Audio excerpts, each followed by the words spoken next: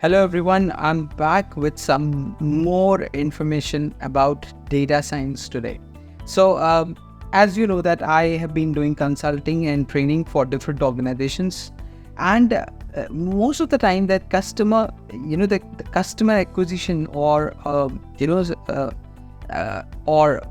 spending on the marketing is one of the major concern about the organization. So they want to know, right, that which all customers are important, right, and which all customers are not important, right? So for example, let me just give you an example. So there are millions of visitors on Amazon website, okay, but all of the customers are not buying the things, okay, but if they are buying, the value of that purchase is not that strong. So how I helped one organization saving approximately $3.2 million because of the customer segmentation. I'm going to talk about that, right? So this technique which I'm using or I have used over there is called RFM analysis.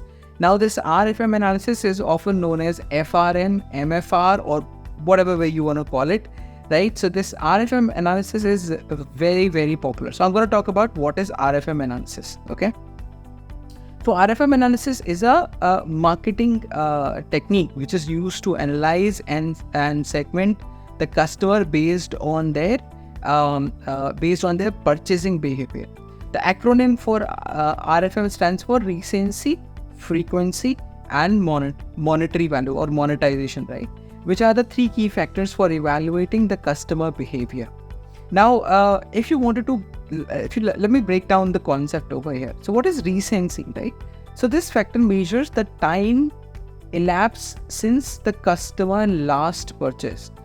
Customer who made a purchase more recently are considered more engaged and valuable than the customers who have not made any purchase for the longer period of time or for a long period of time. So for example, somebody has purchased something recently, I will consider that customer as most important customer, rather than, say, suppose there are three customers. One purchased 3 months back, the second customer did say 15 days back, and the third customer did the purchase just 2 days back, right? So the most important value will be given to the person who did the purchase 2 days back, and then 15 days back, and then 2 months back, right? So that's the order of importance.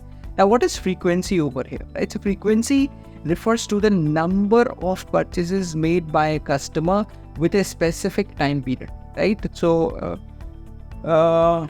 let's say customers who make frequent purchases generally are more loyal and valuable to the business. So most of that, like say for example, if I go to Amazon, right, I'm buying multiple things from Amazon, right? So every now and then, every month, I buy certain things, right? For example, my order value is so there could be some order value, but I'm buying or I'm showing my purchase pattern multiple number of times, right? So every month I buy something. So frequency shows that in a month this person buys 1 time. There are customers who are buying 3 times, so their frequency is 3. And there are customers who are buying like 15-20 times, the frequency is that, right? So if you talk about the importance, right, the people who do more frequent purchases, they are considered as most important customer. Okay, then the last comes the monetary value or the monetization. Some people call it as monetization, but the actual name is monetary value. Monetary value represents the total amount of the money spent by a customer within a specific time period. The customer who spend more money are typically considered as high value customer. So now, why we how do we do it, and what exactly the things are, right? So RFM analysis involves assigning the numerical values numerical value scores rather, right, to each factor, right? So for recency we'll assign some number, for frequency we assign some number, and for even monetary values we'll assign some number, and based on that we will segment our customer, which all customers are more important. Like say for example, think about Zomato, right? So what Zomato wants, right? Zomato wants you to have frequent purchases, and the order value should be very, very minimum, right? Because the minimum order gets prepared early, right, or in less duration, and delivery charges are the thing, or the convenience charges is the thing where they actually earn the money. So what Zomato wants you to order multiple number of times, rather than, so if you book the food for a party or something, Zomato doesn't earn much there, right? So what they want is that the frequency should be higher, and the monetary value is not that important, and recency should be higher. So R is the most important, frequency is less important, and monetary value is the last. So we will apply RFM analysis over there. So very much similar to this, right? If Zomato wants to identify that which all customers are more important, or which all customers are done based on the purchasing patterns and the frequencies, we can segment the customer and identify more important customers. Once you identify more important customers or the high value segment, you can set them reminders to do the purchases again and again, right? Rather than the low value, because every time you make some move to retain the customer, there is a cost involved into it.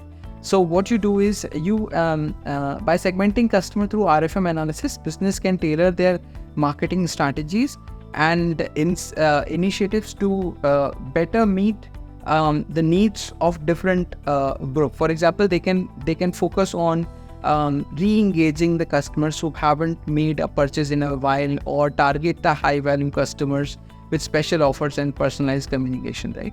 So overall, RFM analysis is very, very helpful. It helps business identify and prioritize the most valuable customers, improve the customer retention, and optimizing the marketing efforts for better results. In my upcoming video, I'll if you have subscribed to my channel, I will you will get to see the video where I'm talking about how I have saved millions of dollars for one organization through RFM analysis, right? And how did they actually get the most promising customer into the kitty once again. Okay, so I'll see you again in the next video. Please make sure that you have followed my channel and subscribed for it, and I'll see you in the next video. Take care. Bye-bye.